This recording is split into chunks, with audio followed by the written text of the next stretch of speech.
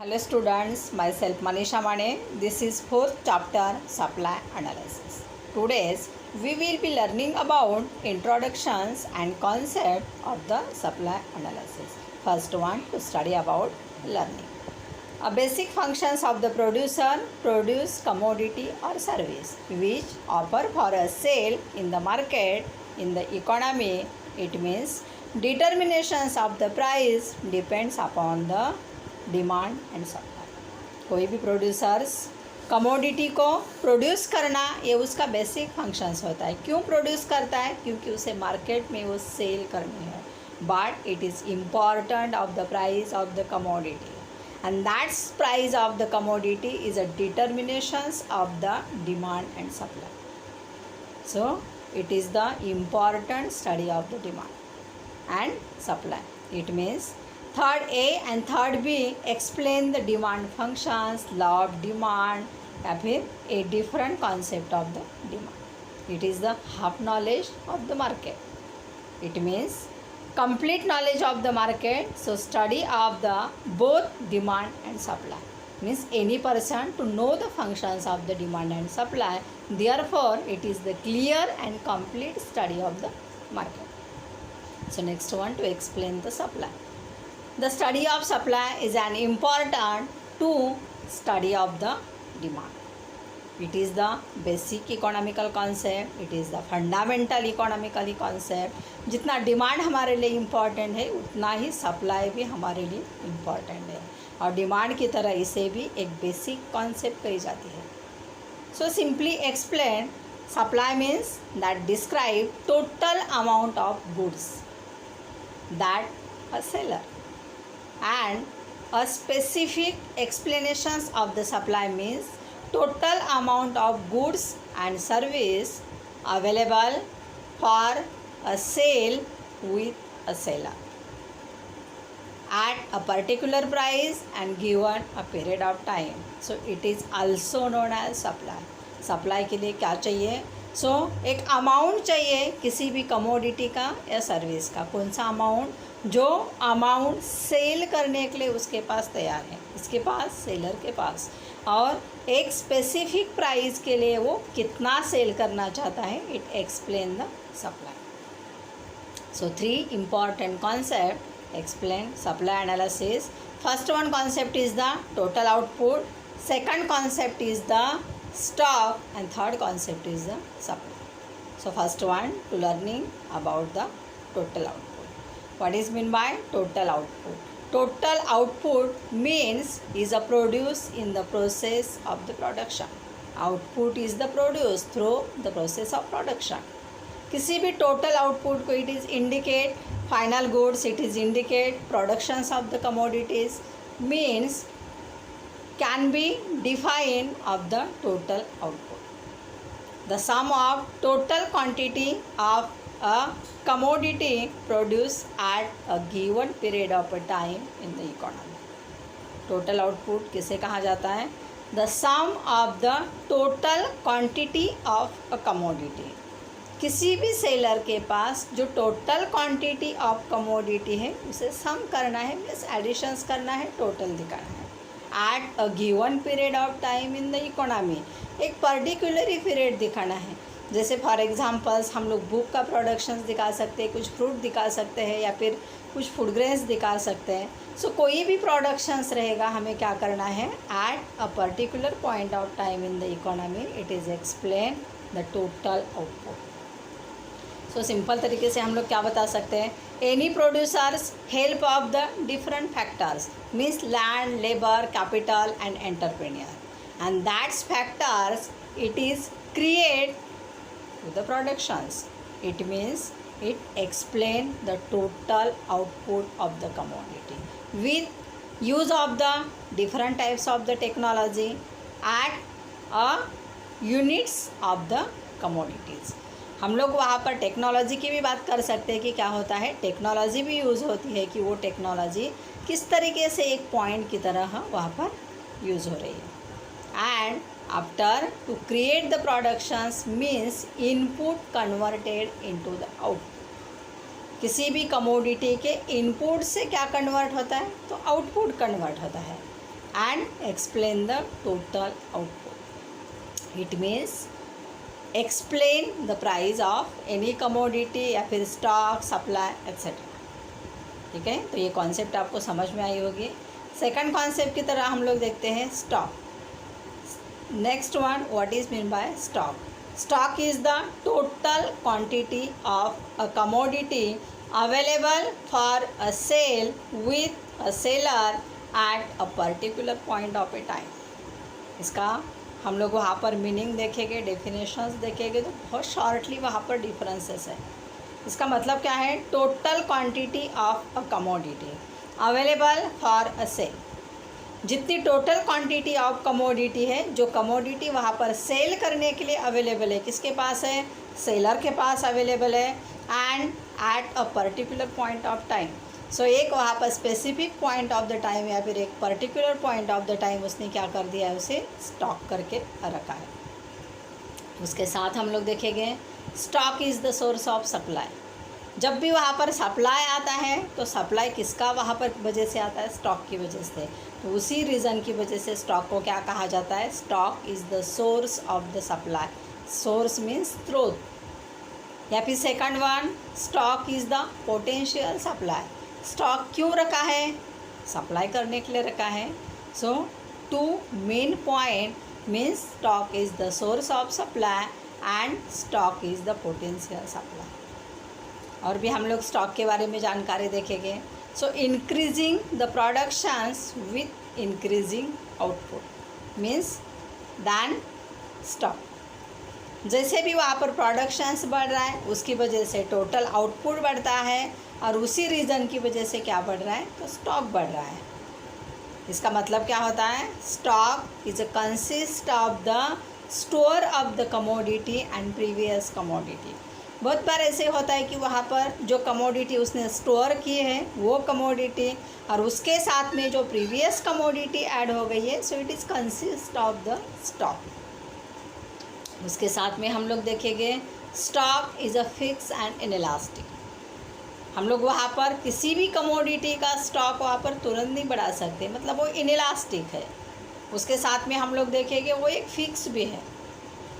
So stock is a fixed, stock is the inelastic concept.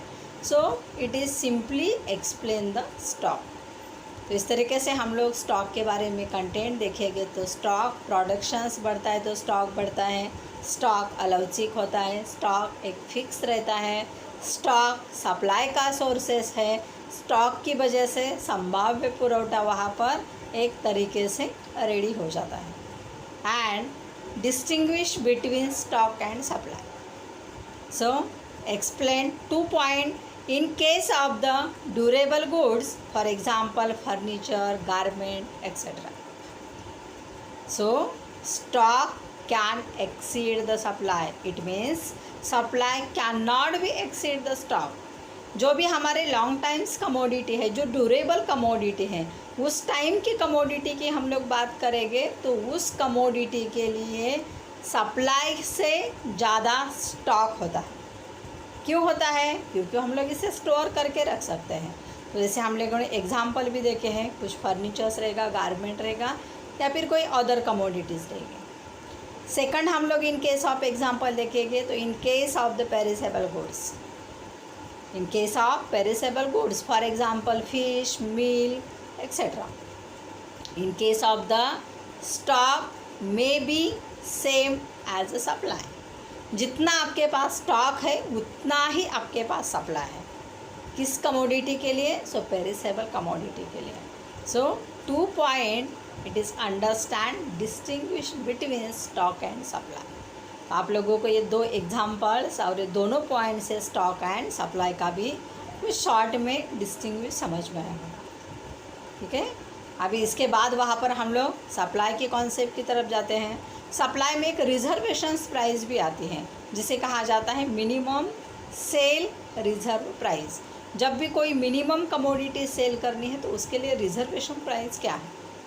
But हम लोग supply की concept देखेंगे तो supply is a relative concept. Again same that utilities relative concept.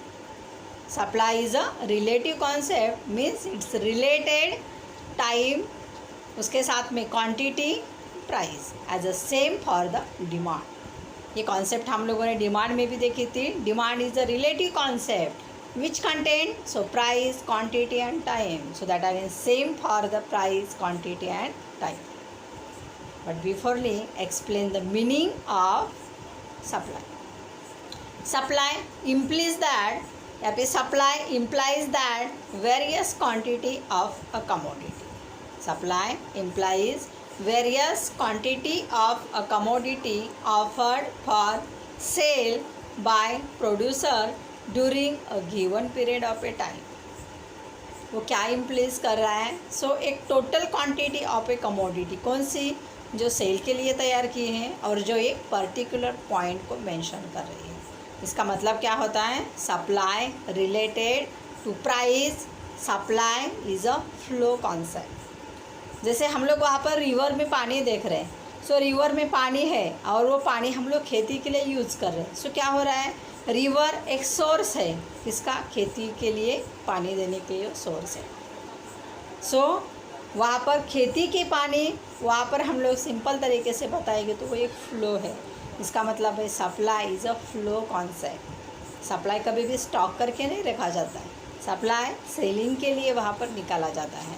तो supply is related to price and a particular time with a flow concept. ये तीनों ही content इसमें ज़्यादा इम्पॉर्टेंट है, क्योंकि any producers it's aim of the get maximum profit.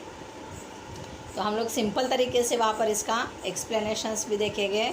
Supply refers to the total quantity of a commodity that the firms produce and offer for a sale in the market over a period of a time. तो दोनों ही simple तरीके से meaning एक जैसे हैं। Total quantity of a commodity available for a seller market in the market over period of a time.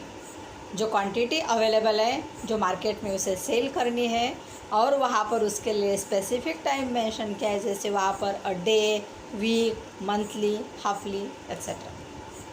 ठीक है, तो इस तरीके से मीनिंग ऑफ सप्लाई का मतलब क्या है?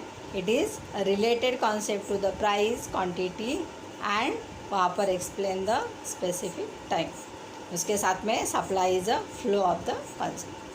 अभी हम लोग एक प्रॉपर डेफिनेशंस देखेंगे according to Paul Samuelson. Supply means supply refers to the relation between market price and the amount of goods and services. उन्होंने किसके बीच में रिलेशन कहा है? सो मार्केट की प्राइस, और दूसरे बाजू में उन्होंने रखा है the amount of the goods and productions. उसके बाद वहाँ पर एक्सप्लेन क्या है? Are willing to supply. क्या होना चाहिए? वो उसकी खुद की डिज़ायर होनी चाहिए कि उसे वो सेल करना है। इसका सिंपल मतलब क्या होता है? द टोटल अमाउंट या फिर total quantity of a commodity available for a sale. It means it's willingness and able sell a commodity at a particular point या फिर गिवन द प्राइस। कोई भी वहाँ पर सेलर रहेगा, उसके पास जो total amount of goods and service का है, वो एक पर्टिकुलर प्राइस में कितना सेल करना चाहता है, कितनी उसकी विलिंगनेस है कि उस प्राइस में उसे इतनी कमोडिटी सेल करनी है, उसकी एबिलिटी है, तो उसे कहा जाता है एक्सप्लेन द सप्लाई। आपके टेक्स्ट बुक में एक एग्जाम्पल भी बहुत अच्छे से दिया है। A farmer produce 4000 kg rice in the market, price 40 rupees. So farmer willing to sell 1000 kg of the rice. It explain this is the actual supply. वो क्या चाहता है? जैसे फॉर एग्जांपल आज के डेट में कितनी प्राइस है? 40 रुपीज़ प्राइस है। उसके बाद 4000 kg राइस का प्रोडक्शन है, बट 4000 kg राइस का प्रोडक्शन है, बट वो 40 रुपीज़ प्राइस में 1000 kg ही बेच रहा है। क्यों बेच रहा है? क्योंकि उसकी वो डिज़ायर है, वो बाकी प्रोडक्शन और ज़्यादा प्राइस से सेल करना चाहता है।